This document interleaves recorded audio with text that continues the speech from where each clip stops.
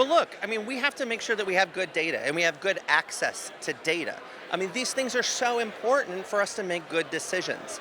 And I think it's incredibly short-sighted. I don't even know of a word that I can use to describe the idea that we would ever go back and try to manipulate the data that has already been collected. Look, the United States, we are trusted for our data. And so when data comes out from the University of Illinois, when we look at crop science, when that data comes out, we trust it.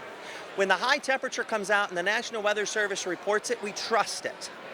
Okay? We need to continue to trust the federal government that they're going to have the data that we need to survive. And so especially in the heart of agriculture, we need to be standing up for that. It's just incredibly short-sighted. And I take it personally, right? I look back and I say, all right, back in July, on the 4th of July, when this catastrophe happened in Texas, the National Weather Service, they were heroes. But they were the first ones to start getting blame. Okay, no, they were heroes there, putting out these warnings to help save people's lives. Now, in Congress, what I'm working on is to make sure, how could we have saved their lives? All right, I want to see a program in Washington that is similar to the National Transportation Safety Board.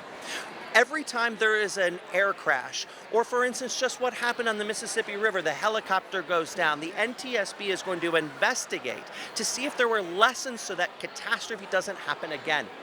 We need to do that with weather. We need to do that when there are weather disasters, because I want to learn what happened so that all of those little girls at that camp did not die in vain. That, there's going to be policy changes in Washington, because people elected a meteorologist. I'm going to go and make sure that we have a safety board for weather so that we can see what went wrong, so that this doesn't happen again, because the flooding on the Guadalupe River will happen again. We will see killer tornadoes happen here again. We will see straight line wind and flash flooding events happen here again. Let's learn from them.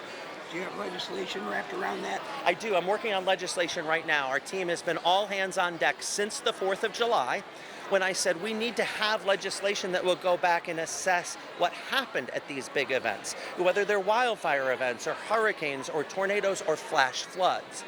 And I am so optimistic when we're able to get this out the door that we're going to find bipartisanship here, that we're going to find co-leads on the other side, because I believe when we talk about weather disasters and our resilience, we have to keep the politics out of it.